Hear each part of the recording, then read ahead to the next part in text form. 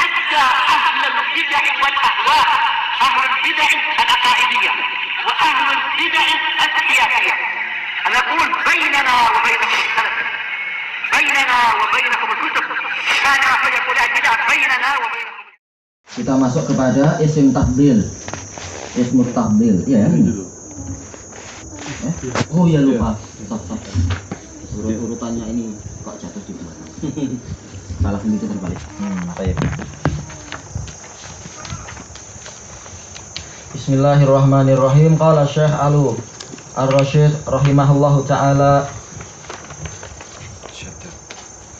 an Syaddad bin Aus radhiyallahu anhu. Hadis Syaddad bin Aus ini hadis Syaddad bin Aus yaitu apa, tentang masalah apa? Ini ada di Arba'in Nawawi. Qala Rasulullah SAW, innallaha katabal ihsana ala kulli syai'. Sesungguhnya Allah itu telah mewajibkan, kataba yaitu aujaba, mewajibkan kebajikan terhadap segala sesuatu. Harus di dalam segala sesuatu itu kita berbuat kebajikan. Fa idza qataltum fa ahsinul qitlah. Kalau kalian membunuh maka perbagus pembunuhannya. Yaitu kalau kita membunuh orang kafir, secara umum orang kafir yang layak dibunuh langsung aja dipenggal kepalanya atau ditembak bagian yang cepat mati. Jangan potong telinganya sikit, nanti semenit lagi sikit. Itu menyiksa, nggak boleh. Nah, Rasulullah SAW anil muslah. Rasulullah melarang untuk kita mencincang. Walaupun orang kafir berbuat itu, tapi muslimin harus lebih baik. Bunuh dengan cepat, nanti malaikat yang akan mengurusi dia, nggak akan mati lagi dia. Tapi apa? Tapi kesakitan terus. Nah, kita istirahat, kita cari yang lain lagi. Nggak usah penat-penat satu nggak selesai. Ini ya, sekedar bicara aja tadi. Kalau sembelih banyak ulama yang melakukan, yang penting apa, cepat. Yang penting dia cepat dilakukan dan itu ma'ruf. Istilahnya adalah apa, hukum pancung itu.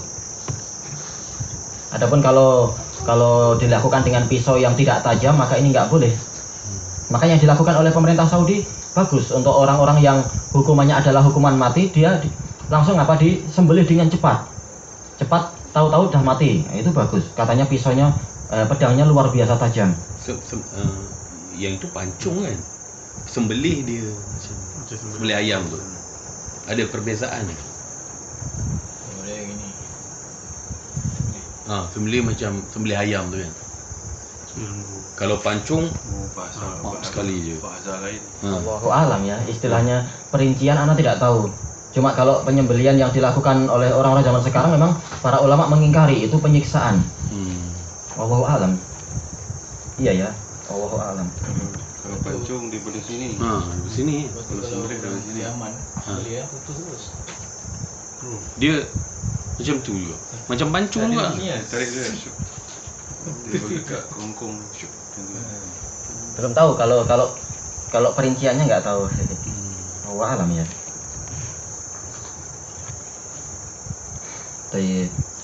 Qal wa idza dzabhtum fa ahsinu dzibhah. Dan kalau kalian menyembelih maka perbaguslah penyembelihannya. Wal yuhidda ahadukum syafratah. Dan hendaknya salah seorang dari kalian itu menajamkan syafratah, yaitu pisau sembelihan itu, pisau jagal itu. Wal yurih dzabihatah. Dan hendaknya dia itu membuat tentram objek yang dia sembelih tadi. Dan ini sangat membantu di dalam masalah hafalan. Hadis ini hadis siapa? Yaitu Syaddad. Syaddad ini dia memiliki apa? Mustaq dari apa? Asyad, yaitu tajam atau keras. Nah, ini terkait dengan apa? Pisau. Ini membantu. Sebagaimana dijelaskan oleh para ulama tentang bagaimana cara menghafal Al-Quran, yaitu dengan cara semacam ini. Kita kaitkan ini dengan ini dengan ini. Ini sangat membantu. Hadis Syaddad bin Aus terkait dengan apa? Pisau sembelihan. Tayyibqa rawahu Muslim. Ya, Imam Muslim di nomor yang ke 1955. Dan hadis ini kalau diuraikan banyak dengan dalil-dalil yang banyak terkait dengan apa? Dengan adab-adab di dalam penyembelihan. Qal fa hadzal hadis kal ayah fihi ma dalilun ala wujubil ihsan fi kulli syai'. Maka hadis ini seperti ayat yang telah kita lewati itu.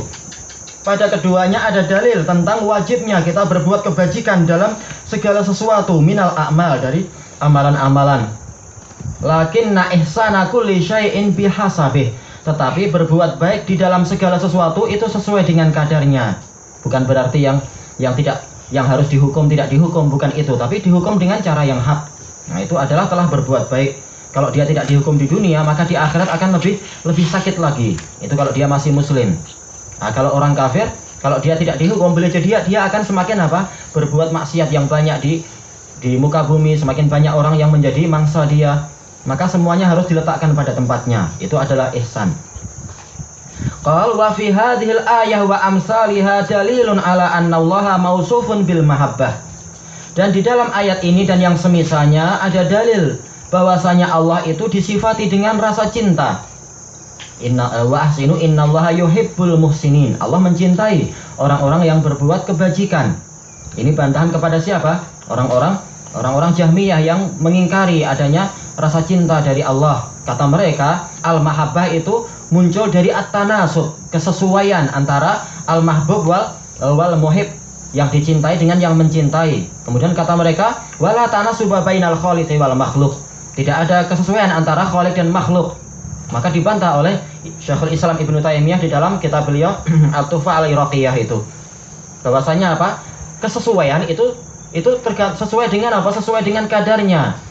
Kalau makhluk kesesuaian karena karena dibangun dari hajah.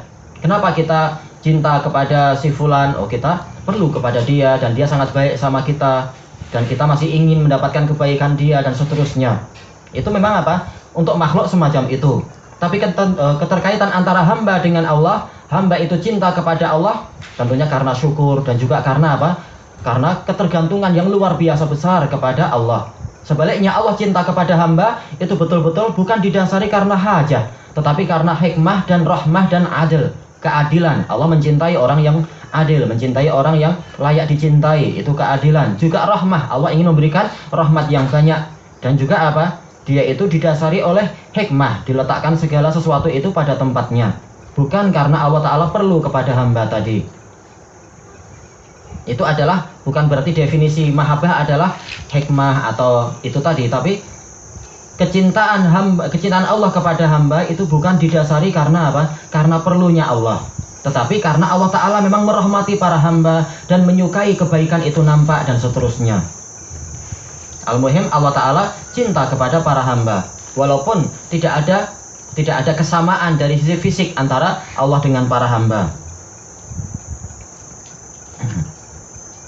Makanya kata Imam Ibnu Taimiyah rahimahullah, ucapan mereka tadi saja bahwasanya kecintaan itu tidak mungkin terjadi kecuali kalau ada kesamaan, ini terbantah.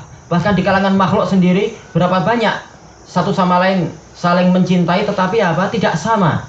Contohnya manusia cinta pada kucing, kucing cinta pada manusia, tapi nggak sama antara kucing dengan manusia.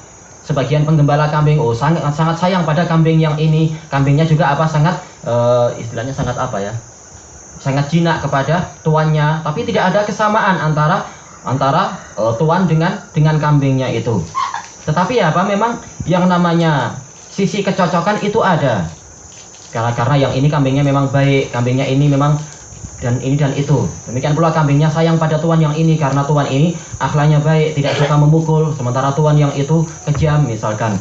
Jadi tetap ada sisi sisi faktor yang mengharuskan adanya rasa cinta tadi. Tanpa menyatakan bahwasanya sama antara yang dicintai dengan yang mencintai. Baik. Qal wa annahu yuhibbu haqiqah. Dan bahwasanya Allah itu mencintai secara hakikat. Betul-betul Allah itu mencintai. Ini bantahan kepada orang-orang orang-orang Asy'ariyah yang mengatakan ketika mereka kalah berdebat, dalilnya terlalu banyak masalah cinta Allah, yaitu Allah mencintai hamba. Mereka mengatakan Allah Ta'ala itu memang mencintai, tetapi maksud mencintai adalah iradatu al-in'am wal isabah. Maksudnya mencintai adalah yaitu Allah ingin memberikan nikmat dan memberikan pahala. Jadi semua sifat-sifat tadi dipalingkan kepada makna iradah, yaitu ini hanyalah majaz, maksudnya adalah iradah.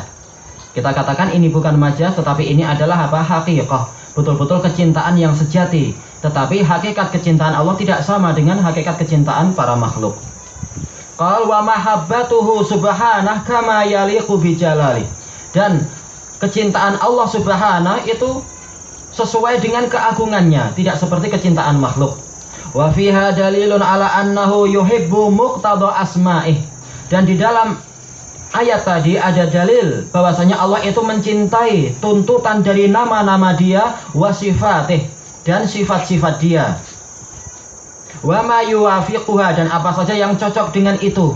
Ini sebagaimana dijelaskan oleh Imam Ibnu Al-Qayyim di dalam kitab beliau, yaitu Thariqul Hijratain, yaitu apa? Allah Ta'ala itu Allah Ta'ala maha baik dan Dia cinta pada orang yang berbuat baik. Allah Ta'ala indah dan mencintai keindahan. Allah Ta'ala itu dermawan, mencintai orang-orang dermawan. Allah Ta'ala itu maha berilmu, Dia cinta kepada para ulama. Terus beliau menyebutkan itu.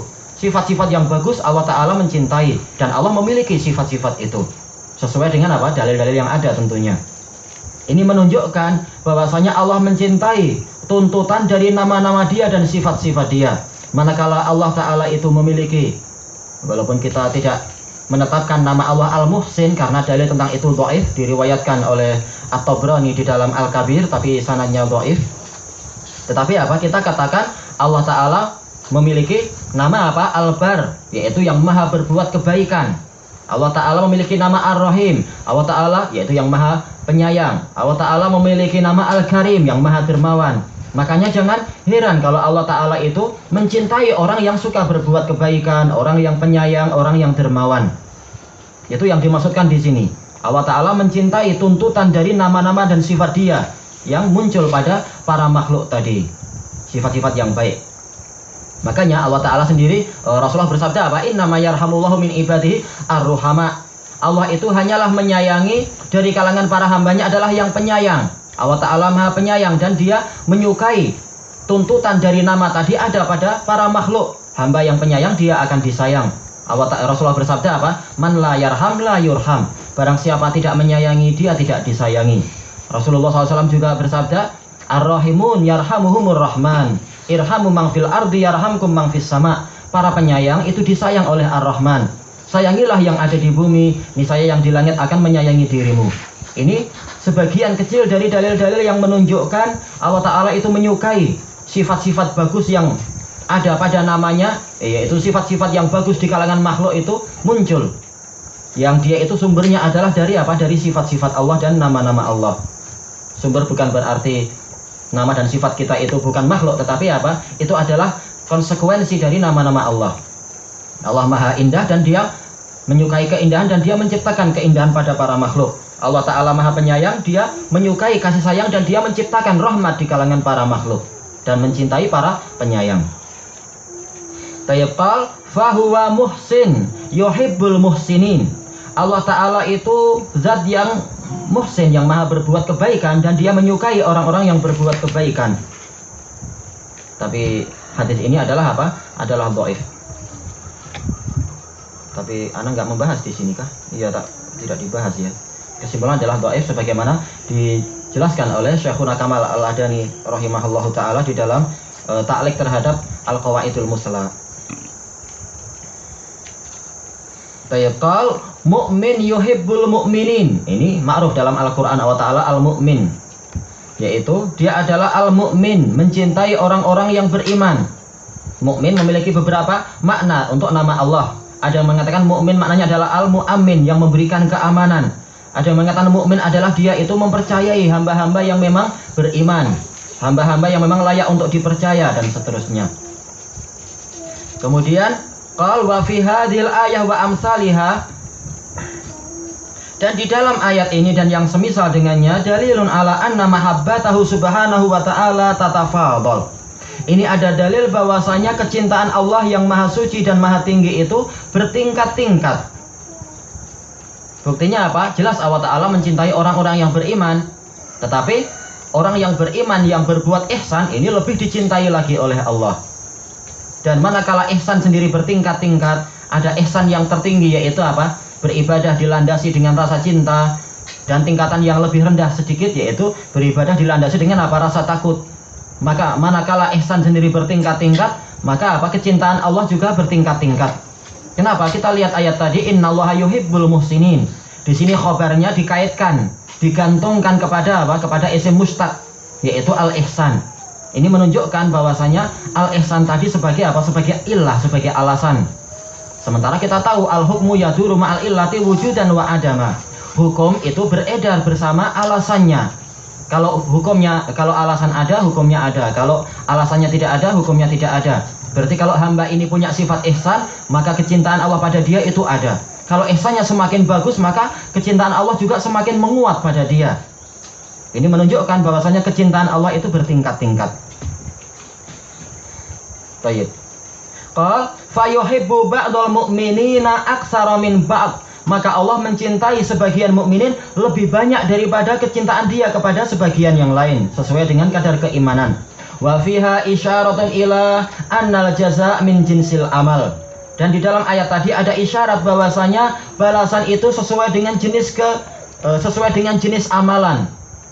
Manakala orangnya itu berbuat ihsan, maka apa? Maka dia mendapatkan pahala yang besar. Kenapa? Allah cinta pada orang yang berbuat ihsan. Semakin ihsan orang ini, maka kecintaan Allah pada dia semakin besar dan pahalanya pun menjadi semakin besar. Balasan sesuai dengan amalan, karena Allah Ta'ala maha baik dan menyukai kebaikan.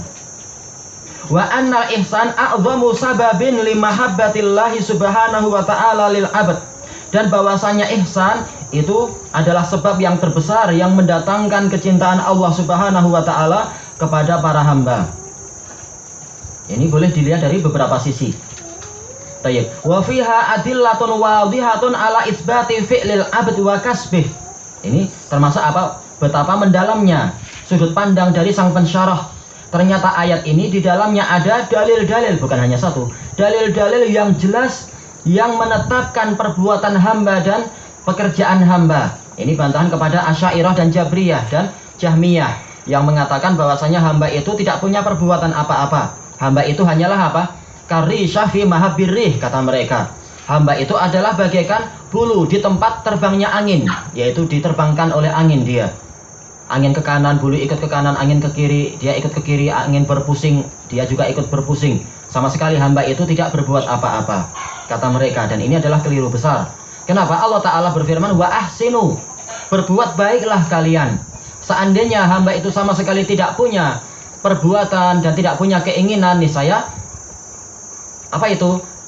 Para hamba yang jahat, dia akan memiliki hujah kepada Allah untuk membantah ayat ini. Ayat ini tidak relevan karena kita itu tidak punya amalan apa-apa. Allah yang berbuat, silakan Allah Ta'ala nyuruh dia sendiri. Na'udzubillah, ini adalah kalam kufur. Kenyataannya Allah Ta'ala apa? Memerintah hamba. Seandainya hamba itu sama sekali tidak punya perbuatan, niscaya ini adalah apa? Taklifun bima la yutaq. Istilahnya adalah taklifun mustahil. Kata para usuliyun, ini adalah sesuatu yang mumtani. Tidak boleh Allah Ta'ala membebani hamba dengan sesuatu yang mustahil, yang hamba itu tidak mampu mengerjakannya. Kata mereka, manakala hamba itu tidak memiliki perbuatan sama sekali dan tidak memiliki kudrah, kemampuan sama sekali dan keinginan sama sekali, maka perintah untuk hamba berbuat ihsan ini adalah perintah yang mustahil, karena hamba tak punya kudrah, tak punya kemampuan. Berarti apa? Ini adalah sesuatu yang abad, sesuatu yang sia-sia. Padahal jelas dalil-dalil menunjukkan Allah tidak mungkin memfirmankan sesuatu yang sia-sia, dan tidak mungkin Allah Ta'ala mengerjakan sesuatu yang sia-sia. Dan dalil tentang masalah ini banyak. Allah Ta'ala mensifati kalamnya dengan al-haq. Sesuatu yang hak itu adalah sesuatu yang mutabiqun lil waqi', sesuai dengan kenyataan.